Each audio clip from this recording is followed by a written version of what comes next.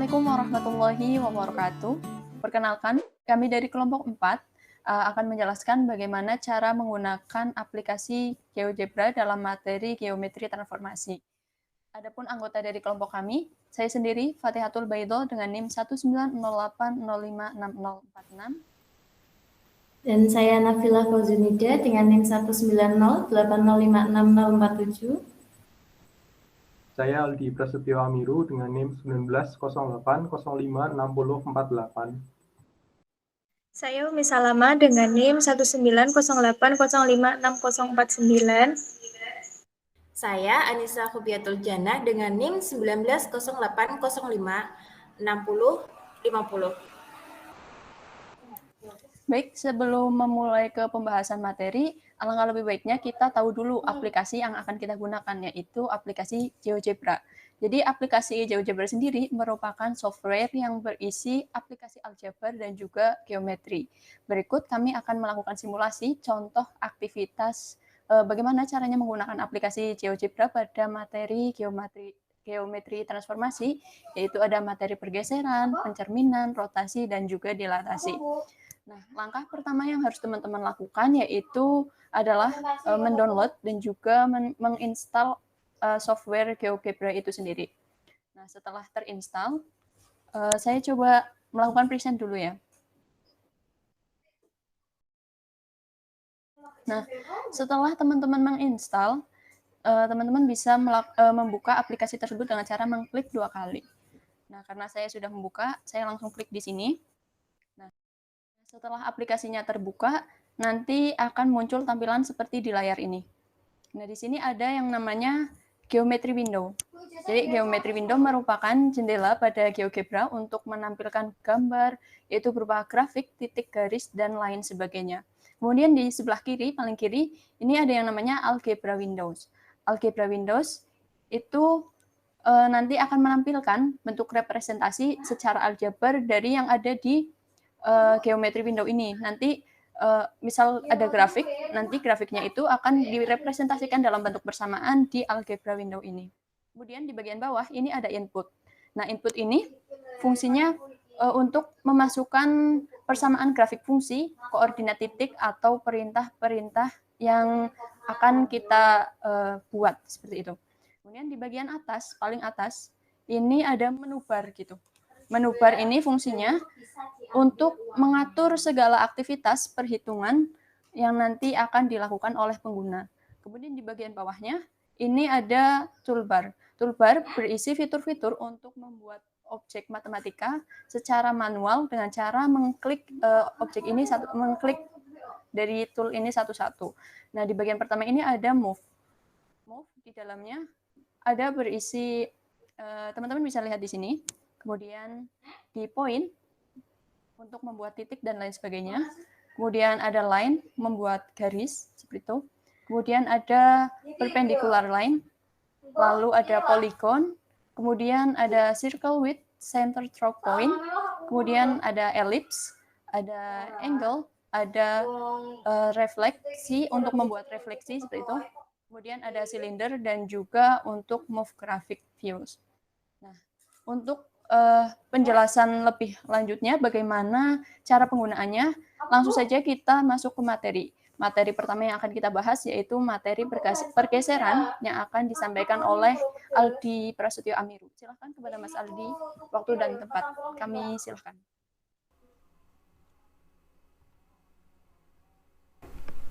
Sebelum mulai praktek translasi menggunakan GeoGebra, alangkah baiknya kita mengetahui translasi menurut perspektif Islam. Setiap ilmu pada hakikatnya berasal dari Tuhan Yang Maha Esa.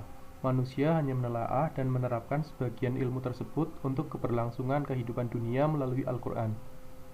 Contoh ayat yang berhubungan dengan materi translasi adalah Quran Surat Al-Baqarah ayat 218, yang artinya, sesungguhnya orang-orang yang beriman, orang-orang yang berhijrah dan berjihad di jalan Allah, mereka itu mengharapkan rahmat Allah, dan Allah Maha Pengampun lagi Maha Penyayang.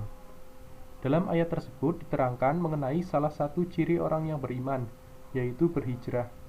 Menurut KBBI, hijrah artinya berpindah atau menyingkir untuk sementara waktu dari suatu tempat ke tempat yang lain yang lebih baik dengan alasan tertentu, seperti keselamatan, kebaikan, dan sebagainya. Dalam konteks sejarah hijrah, hijrah adalah kegiatan perpindahan yang dilakukan oleh Nabi Muhammad SAW bersama para sahabat dari Mekah ke Madinah dengan tujuan mempertahankan dan menegakkan risalah Allah berupa akidah dan syariat Islam.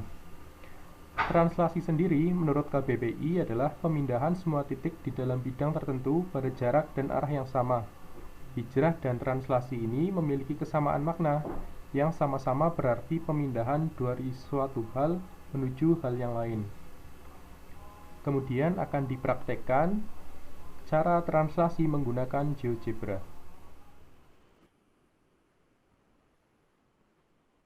Ya, di sini saya akan mempraktekkan cara translasi objek pada GeoGebra. Pertama, kita butuhkan sebuah objek. Objek yang saya buat yaitu segitiga. Kita buat segitiga menggunakan polygon tool. Kita klik 3 titik sembarang, kemudian klik lagi pada titik awal. Setelah terbentuk segitiga ABC, kita butuh vektor untuk acuan translasi. Vektor kita buat dengan menggunakan titik. Kita buat titik acuan, titik awal, dan kita buat titik hasil bayangan translasi tersebut. Misal kita ambil titik 8,8 di sini. Kita ubah titik D dan E menjadi sebuah vektor dengan vektor tools. Kita klik pada titik D, kemudian klik lagi pada titik E. Setelah terbentuk vektor U, di sini bisa dilihat 8 dan 8. 8 di angka atas berarti translasi horizontal, positif berarti ke kanan, 8 ke kanan. Di bawah berarti vertikal, 8 positif berarti ke atas. Setelah terbentuk objek dan acuan translasinya, kita akan mentranslasikan segitiga tersebut dengan tools bernama Translate by Vector. Setelah diklik Translate by Vector, kita klik objek yang akan ditranslasikan, yaitu segitiga ABC. Klik, kemudian klik pada vektor U sebagai acuan translasi. Maka otomatis akan terbentuk segitiga A aksen, B aksen, dan C aksen sebagai hasil translasi segitiga ABC dengan acuan vektor U. Demikian cara translasi menggunakan GeoGebra. Saya kembalikan ke moderator. Terima kasih Mas Aldi atas penjelasannya mengenai materi pergeseran. Untuk selanjutnya, materi pencerminan akan dijelaskan oleh Umi Salamah. Kepada Mbak Umi, waktu dan tempat kami persilahkan.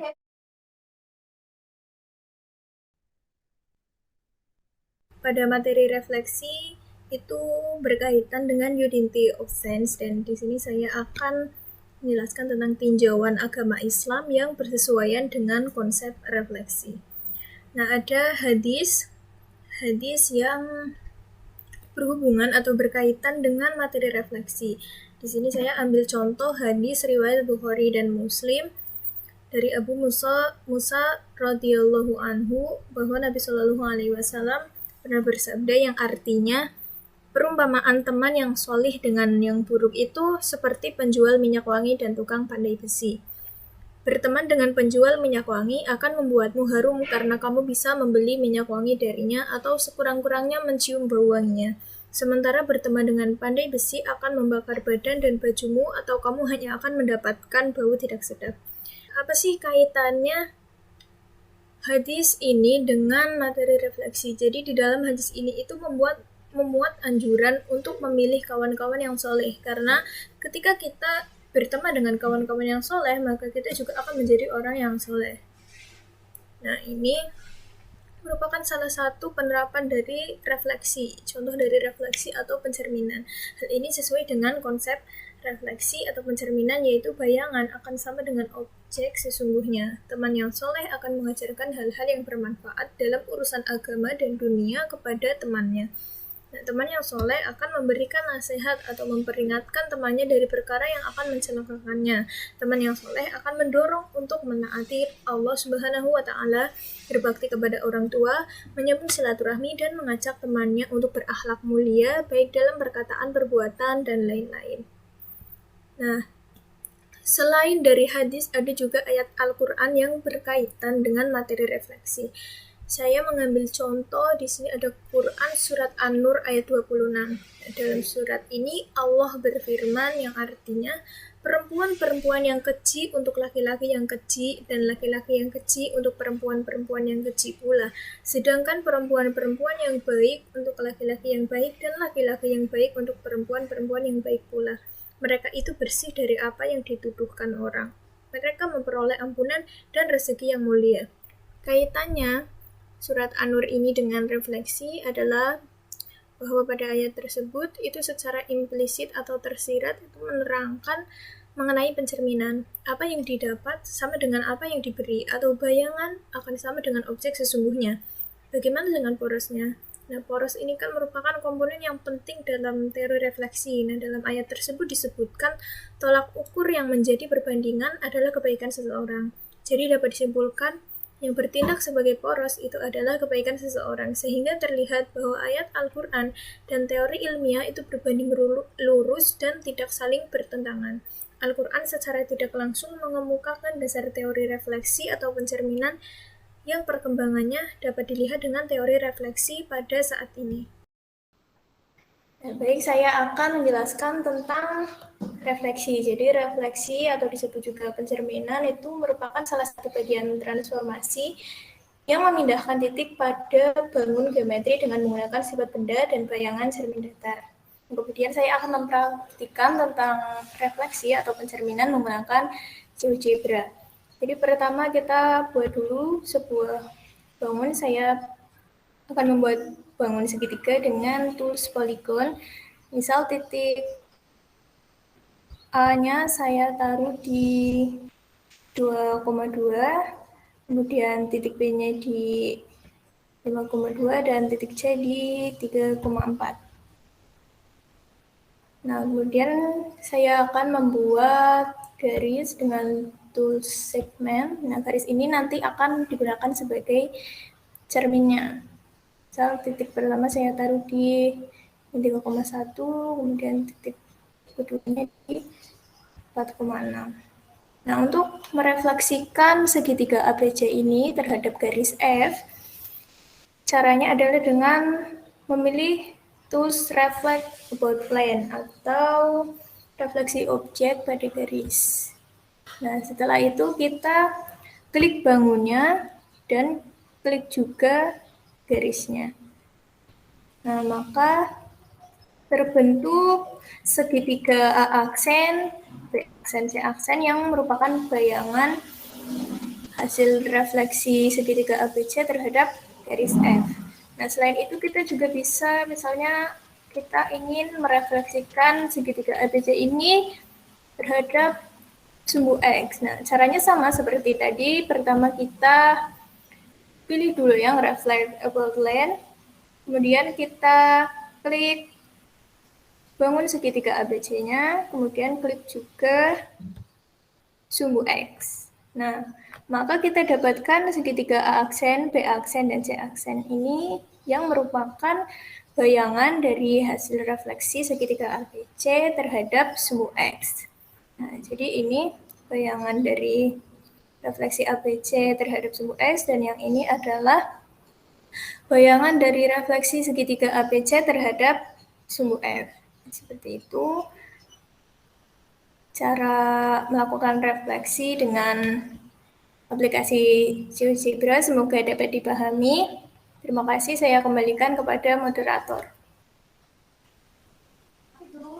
Baik, terima kasih Mbak Umi atas penjelasannya mengenai materi pencerminan. Oke, untuk selanjutnya materi rotasi akan dijelaskan oleh Mbak Nafilah. Kepada Mbak Nafilah Fauzunida, waktu dan tempat kami silahkan.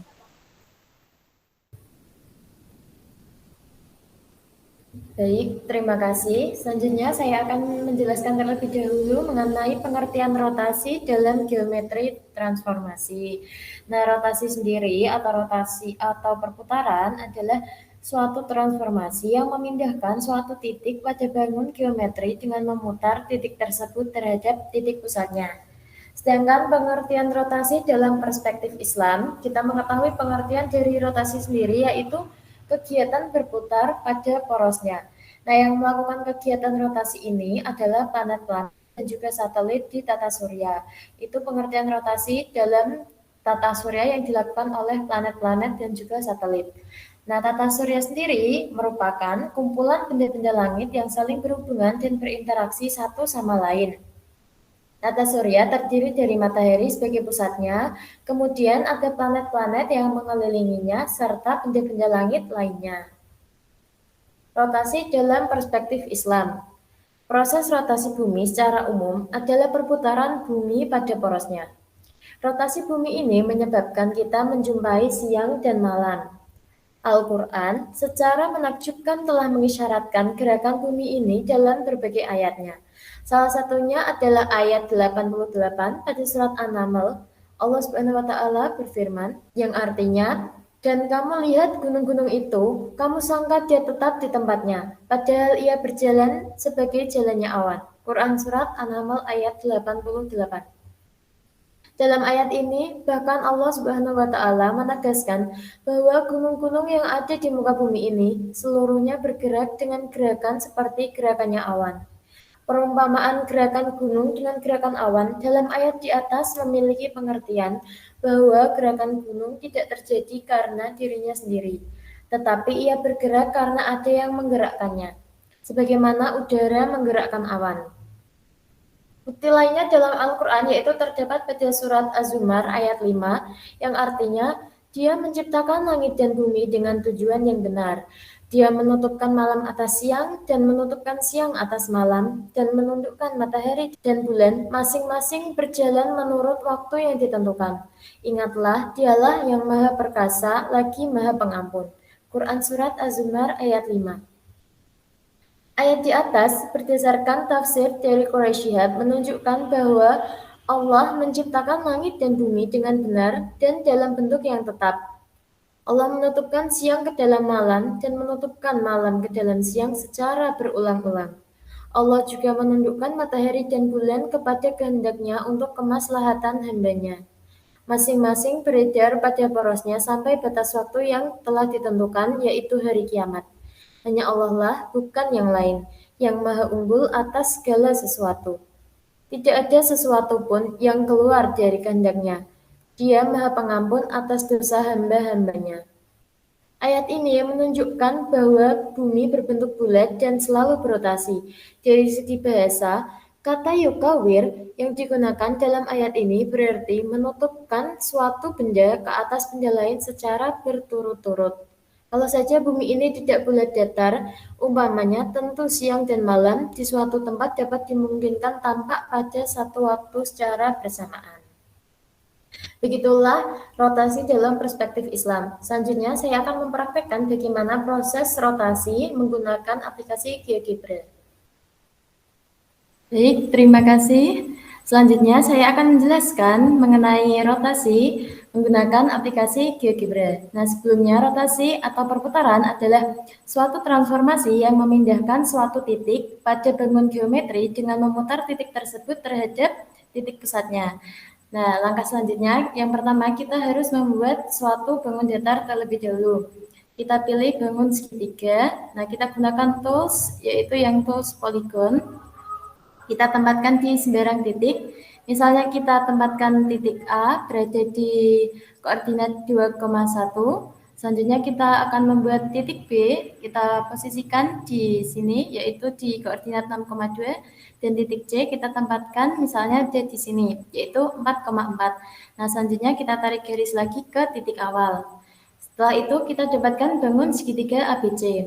Nah, untuk merotasikan segitiga tersebut, kita akan membuat satu titik pada titik pusat di sumbu koordinat, yaitu kita gunakan poin, di tools point. Kita tempatkan titik D berada di titik pusat, yaitu 0,0. Nah, setelah kita dapatkan titik pusat dan juga bangun segitiganya, kita akan membuat di tools yaitu slider. Nah, kita pilih slider, kita tempatkan di sembarang tempat. Misal di sini, kita pilih yang angle. Nah, angle di sini kita tentukan intervalnya yaitu 0 derajat, maksimalnya 360 derajat, dan incrementnya 1 derajat. Lalu kita klik OK. Nah, setelah kita dapatkan slider dan juga bangun dan titik pusatnya tersebut, maka kita klik di input ini. Kita masukkan inputannya yaitu rotate. Kita klik rotate. Lalu kita masukkan T1 atau bangun triangle 1. Lalu kita klik lagi alpha. Karena tadi kita telah memilih sudut alpha misalnya. Nah, setelah kita pilih lalu koma D. Kita rotasikan pada titik pusatnya atau sumbu D tadi 0,0. Nah, kita klik enter, maka kita dapatkan pada rotasi sudut 45 derajat, kita dapatkan segitiga bangun dari segitiga ABC tersebut di posisi ini. Nah, untuk melihat rotasi pada sudut lain, kita dapat menggeser slider tadi ke kanan dan juga ke kiri. Semakin ke kanan, maka akan semakin jauh atau kita perputarannya semakin ke kanan. Nah, seperti ini gambarnya. Untuk melihat dari perputaran tersebut secara otomatis, kita bisa gunakan slider tadi dengan klik kanan, kita pilih animation, maka akan terlihat perputarannya secara otomatis. Nah, seperti ini. Kita dapat melihat posisi bayangan dari segitiga ABC tersebut pada sudut-sudut yang telah ditentukan dari slider tersebut. Nah, untuk melihat jejak dari perputaran tadi, kita dapat mengklik bayangan segitiganya. Kita klik kanan. Kita klik kanan dan kita show trace. Setelah itu, kita slidernya di animation di-on-kan. Nah, di sini kita dapat melihat jejak dari perputaran segitiga ABC tersebut.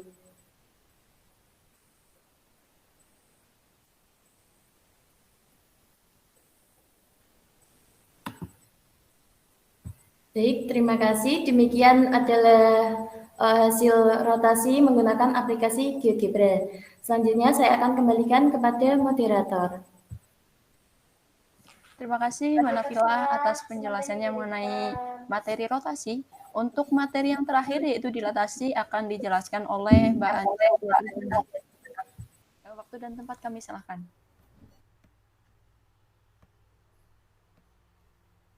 Penerapan Unity of Sense dalam materi dilatasi. Pada Quran surah Al-Baqarah ayat 261 yang artinya perumpamaan orang yang menginfakkan hartanya di jalan Allah seperti sebutir biji yang menumbuhkan 7 tangkai. Pada setiap tangkai ada 100 biji. Allah melipat gandakan bagi siapa yang Dia kehendaki dan Allah Maha Luas, Maha Mengetahui. Nah, pada surah Al-Baqarah ayat 261 ini dijelaskan bahwa dari sebutir biji dapat menumbuhkan 7 tangkai dan pada setiap tangkainya terdapat 100 biji. Ini merupakan perumpamaan yang diberikan Allah mengenai pelipat gandaan pahala bagi orang yang menafkahkan harta kekayaannya di jalannya dengan tujuan untuk mencari keridhoannya. Dan bahwasanya kebaikan itu dilipat gandakan mulai dari 10 sampai 700 kali lipat. Di sini kita bisa mengetahui bahwa pahala tersebut mengalami dilatasi diperbesar. Dari satu kebaikan berlipat ganda menjadi 700 kebaikan. Ini berarti pahalanya juga ikut berlipat ganda menjadi 700 kali lipatnya. Ada sebuah hadis yang artinya barang siapa berbuat kezaliman atau menyerobot tanah orang lain meski hanya sebatas 1 jengkal saja, maka ia akan dikalungkan kepadanya dari 7 lapis bumi. Untuk struktur dalam bumi, berbagai kajian geofisika telah membuktikan bahwa bumi terbentuk dari 7 lapisan tertentu dari dalam keluar dengan susunan sebagai berikut. Yang pertama ada centrosphere. atau inti bumi, yang merupakan nukleus atau bagian tengah yang sangat keras yang memiliki kandungan besi 90%, nikel 9%, dan ditambah dengan unsur-unsur ringan lainnya. Inti bumi ini memiliki diameter 24,2 km. Lapisan ini merupakan lapisan ketujuh. Yang kedua ada lapisan luar inti bumi. Lapisan ini bertekstur lunak dan elastis atau semi cair. Lapisan ini meliputi inti bumi dan memiliki komposisi kimia yang hampir sama. Hanya saja lapisan ini berstatus semi cair. Ketebalan kira-kira 2.275 km. Lapisan ini merupakan lapisan ke-6. Yang ketiga, lapisan terbawah pita bumi atau pita bawah merupakan lapisan keras yang mengelilingi lapisan luar inti bumi. Memiliki ketebalan mencapai 2.215 km. Lapisan ini merupakan lapisan kelima. Yang keempat, lapisan tengah pita bumi atau pita tengah adalah lapisan yang ketebalannya mencapai 270 km. Dari bawah dan atas, lapisan ini dipisahkan oleh dua bidang diskontinuasi gelombang getar. Lapisan ini merupakan lapisan keempat. Yang kelima, lapisan teratas pita bumi atau pita atas merupakan lapisan elastis atau semi cair yang memiliki tingkat kepadatan dan kerekatan yang sangat tinggi. Kadar fusi di dalamnya mencapai kira-kira 1%. Lapisan ini membentang antara kedalaman 65-120 km dan kedalaman 400 km di bawah permukaan bumi, sehingga ketebalannya berkisar antara 335-380 km. Lapisan ini merupakan lapisan ketiga. Yang keenam ada lapisan bawah kerak bumi. Memiliki kedalaman berkisar antara 5-8 km di bawah permukaan air laut dan samudra, atau antara kedalaman 60-80 km dan 120 km di bawah permukaan bumi. Kerak batuan ini disebut dengan lapisan bumi kedua. Yang terakhir ada lapisan atas kerak bumi. Memiliki ketebalan 5-8 km di bawah dasar laut dan samudra, atau 60-80 km di bawah benua. Lapisan atas kerak bumi ini disebut dengan lapisan bumi pertama. Nah, penjelasan ini sesuai dengan pengertian dari dilatasi yang banyak dipelajari dalam bidang geometri transformasi. Lapisan bumi mengalami dilatasi atau perbesaran diameter dari inti sampai kulit terluar. Ya, terima kasih. Di sini saya akan melakukan praktik dilatasi menggunakan aplikasi GeoGebra. Yang pertama, saya akan menjelaskan apa itu dilatasi. Dilatasi merupakan transformasi geometri berupa perkalian yang memperbesar atau memperkecil suatu bangunan geometri. Nah, suatu dilatasi itu ditentukan oleh titik pusat dilatasi dan faktor dilatasi atau yang biasa disebut dengan faktor skalar. Nah, langsung ke contohnya. Yang pertama itu saya akan menggambarkan sebuah bangun persegi panjang dengan cara mengklik tools point dan membuat titik sudut A, B, C, dan D. Nah, selanjutnya itu saya akan menggambarkan persegi panjang ABCD dengan cara klik tools polygon. Nah, selanjutnya klik titik A, hubungkan ke titik B, hubungkan ke titik C, hubungkan ke titik D, dan hubungkan ke titik A. Nah, langkah selanjutnya itu membuat titik pusat 0,0 dengan cara klik tools point dan klik pada titik pusat 0,0. Langkah selanjutnya itu klik delete from point, klik bangun persegi panjang, terus klik titik pusat. Nah, akan muncul kolom untuk memasukkan faktor skalar. Nah, sekarang kita masukkan faktor skalar. Misalkan masukkan 2. Nah, klik OK. Nah, otomatis akan muncul bayangan persegi panjang tersebut. Nah, sekian yang dapat saya sampaikan. Terima kasih. Semoga dapat dipahami. Saya kembalikan ke moderator. Baik, terima kasih Mbak Anissa atas penjelasannya. Mungkin sekian presentasi dari kelompok kami. Semoga apa yang kami sampaikan dapat dipahami dan juga bagaimana cara menggunakan aplikasi GeoGebra gitu, teman-teman bisa ada gambaran seperti itu ya. Dan bisa memudahkan kita semua dalam memahami materi geometri transformasi ini. Nah, itu saja. Akhirul kalam. Wallahul muwaffiq ila aqwamit thoriq. Wassalamualaikum warahmatullahi wabarakatuh.